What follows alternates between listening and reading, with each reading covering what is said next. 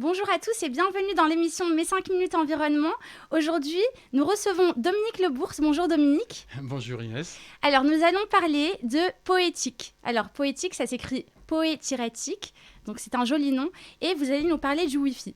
C'est une solution qui permet de réaliser un débrayage de la connexion Wi-Fi. Et derrière, ça va avoir un impact énorme sur la santé, notamment des enfants, mais aussi un impact écologique dont vous allez nous parler. Donc, je vais premièrement vous laisser nous présenter le pourquoi. Pourquoi est-ce qu'il est nécessaire d'avoir un débrayage du Wi-Fi ?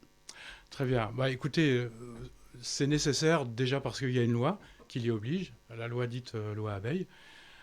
C'est aussi nécessaire parce qu'il est inutile de laisser le Wi-Fi en permanence allumé quand on n'en a pas besoin. Donc, une utilisation dans le cadre d'une activité pédagogique, ça dure en moyenne 1 heure, 1 heure et demie. Donc, c'est inutile pendant 8 heures de baigner dans les ondes radio. D'accord, très bonne approche. Alors, moi, j'ai une question. C'est quoi votre solution ? Comment vous faites pour pouvoir justement débrayer ce Wi-Fi ? Est-ce que c'est par rapport à des horaires en particulier ? Est-ce que c'est par rapport à l'exposition ? Est-ce que vous pouvez nous expliquer un petit peu votre solution ? Et aussi, vous évoquiez la loi Abeille. En quoi consiste cette loi et pourquoi vous orientez vers les écoles plus précisément pour la protection des enfants ? Alors, juste pour revenir sur la création de l'entreprise, on a créé Poétique en fin 2019 avec vraiment comme objectif principal de limiter la durée d'exposition aux ondes radio pour les jeunes et les moins jeunes, et dans les écoles, les élèves, les enseignants, essentiellement les écoles primaires, où s'applique justement cette loi Abeille. Alors, ce que dit la loi Abeille, c'est que déjà, en présence d'enfants de moins de 3 ans, le Wi-Fi, c'est interdit. Alors, il y a des raisons. Les nourrissons, ils sont à 80% constitués d'eau. L'eau, c'est ce que l'on fait vibrer dans les fours à micro-ondes, avec les radiofréquences pour réchauffer les aliments. Donc, les ondes radio du Wi-Fi, c'est du 2,4 GHz, du 5 GHz. Donc, ce sont des ondes similaires. Donc, interdiction d'utiliser le Wi-Fi en présence d'enfants de moins de 3 ans. Et dans les écoles primaires, on se doit de couper le Wi-Fi en fin d'activité pédagogique. Donc typiquement, les élèves prennent leur tablette, ils les allument, on a une activité connectée pendant 1 heure, 1 heure et demie, et à la fin, on doit penser à éteindre. Alors on éteint tout simplement avec un petit bouton, ce qui permet d'éteindre aussi simplement qu'on éteint la lumière. Voilà. Et côté Wi-Fi, on a un petit boîtier qui se présente comme ça, qui permet donc, qui s'insère entre l'arrivée réseau et la borne Wi-Fi, et qui permet une distance de 30 mètres d'éteindre et d'allumer tout simplement. Voilà. Donc couper le Wi-Fi en fin d'activité, en général on oublie de le faire, donc il y a un tas de choses, on a rajouté de l'intelligence quand même dans ce petit appareil, pour qu'au bout d'un certain temps ça s'éteigne automatiquement. D'accord. Je vais revenir sur un petit point, rebondir dessus avant de passer à la suite de la question. Donc, vous disiez que pour les enfants de moins de 3 ans, il est interdit d'être exposé au Wi-Fi. Est-ce que parce que les parents, du coup, vont s'intéresser à ça. Est-ce que c'est interdit de les exposer sur une longue durée ou même, par exemple, sur une durée d'1 heure, c'est interdit Non, ou... c'est vraiment totalement interdit. Ouais, c'est totalement interdit. Donc on ne doit pas avoir une borne Wi-Fi qui fonctionne même dans un coin, dans le bureau du directeur, s'il y a des enfants qui potentiellement peuvent se reposer à proximité. Voilà. D'accord, la 4G c'est pareil je suppose. La 4G a fortiori, et puis les répéteurs 5G également. Voilà. D'accord. On évite tout ça. On évite même... C'est plus qu'on l'évite, c'est qu'on l'interdit. Au même titre que dans un hôpital, on ne va pas mettre de Wi-Fi à proximité d'un IRM ou d'un équipement médical qui va pouvoir être perturbé. Voilà. D'accord. Et là, du coup, justement, je viens à la question qui concerne les parents. Donc, je pense que déjà, en écoutant vos propos, ils vont faire plus attention à la maison. Mais par rapport à l'école, là où les enfants passent la majorité de leur temps, du coup, quel est leur rôle ? Comment, aujourd'hui, ils vont pouvoir contribuer à ce que Poétique soit installé dans l'école de leurs enfants ? Est-ce que, par exemple, un parent qui va aller voir de sa propre initiative le directeur de son école ou la maîtresse de son enfant ou le maître de son enfant va lui dire, voilà, j'aimerais bien qu'on installe ce système. On pourrait également penser au fait que les parents soient plusieurs, ce qui ferait une force de proposition plus forte.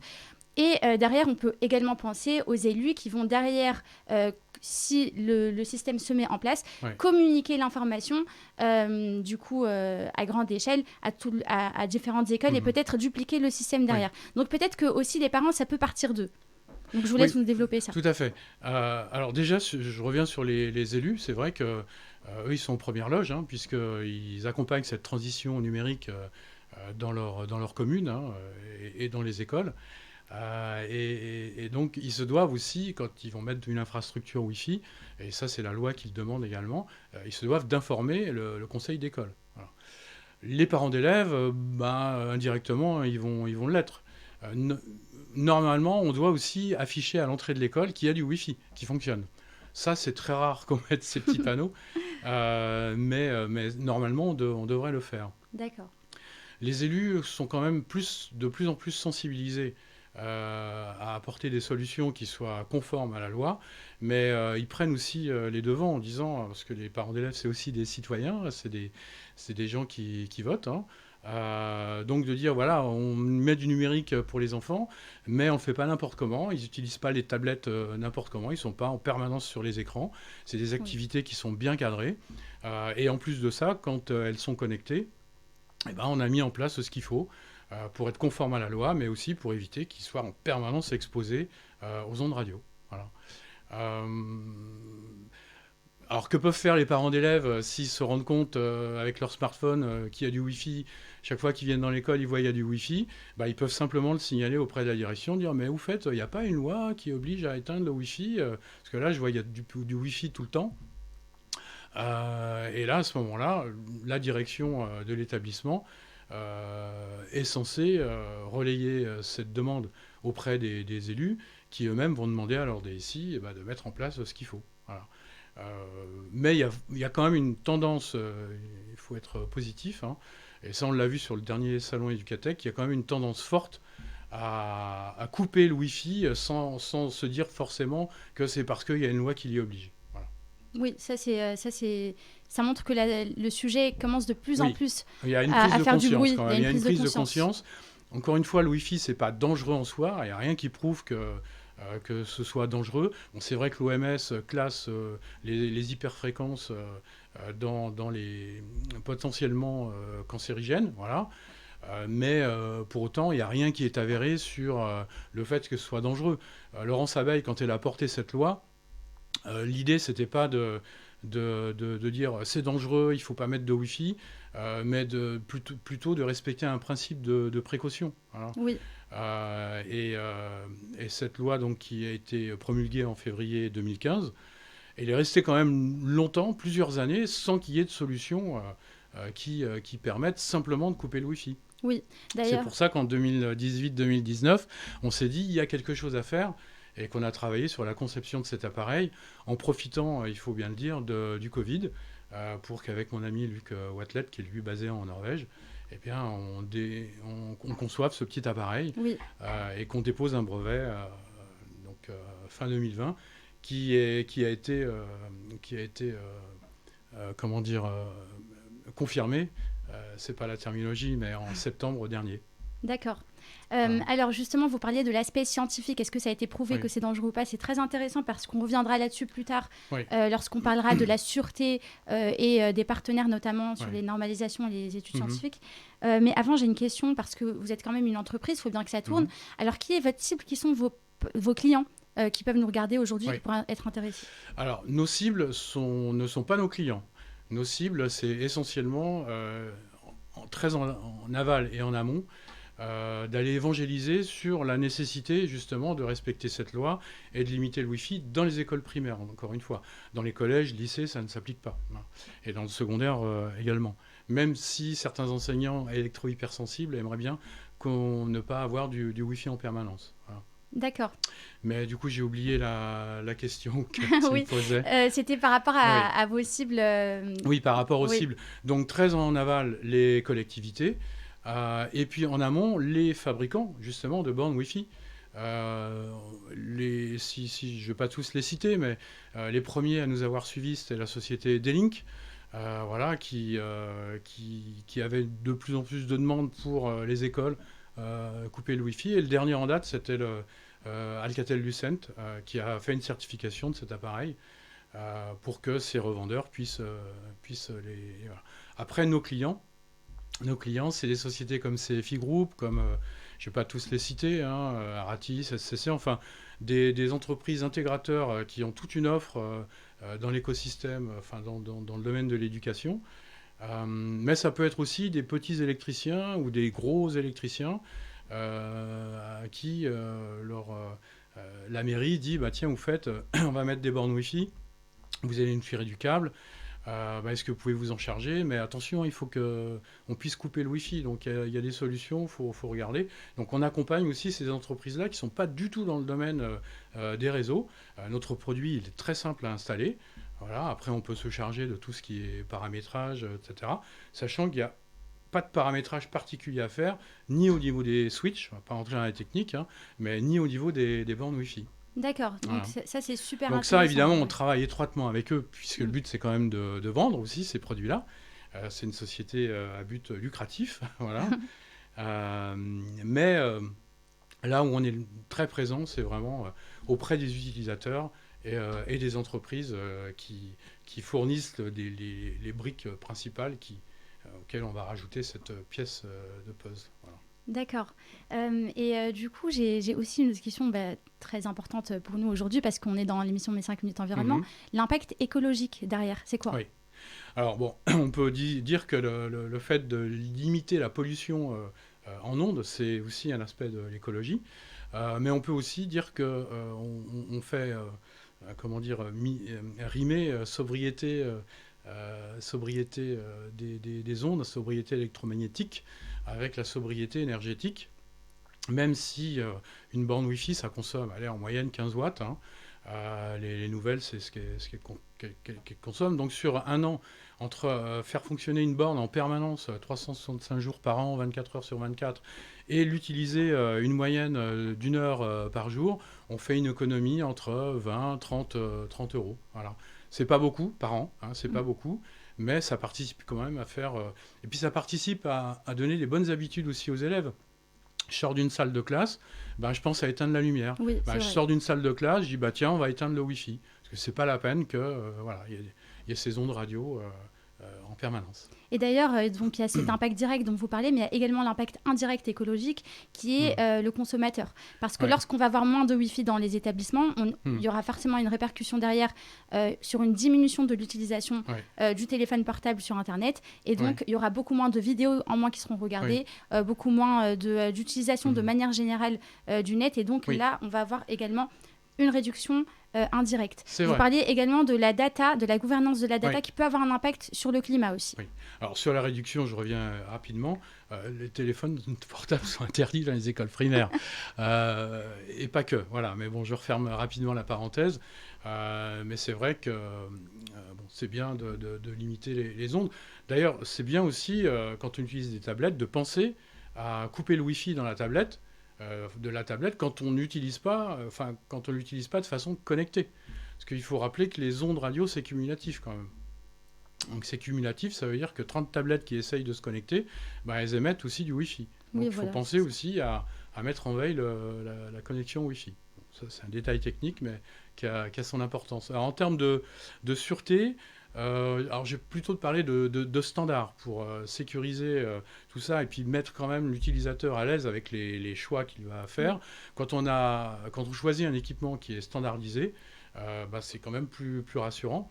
Et on travaille aujourd'hui avec plusieurs associations, notamment dans ce domaine-là avec EG4U, donc qui adresse des problématiques énergétiques, de standardisation de gestion des déchets notamment, et il nous accompagne aujourd'hui auprès de l'ETSI, TSI, qui est basé à Sophia Antipolis, qui est un institut européen de standardisation. Il nous accompagne pour que ces solutions pour couper le Wi-Fi soient standardisées. Alors, pas forcément uniquement cela, puisqu'on a aussi un concurrent dont je vais citer le nom, la société Xenium, qui a aussi une solution intéressante pour justement couper le Wi-Fi dans les écoles. Voilà.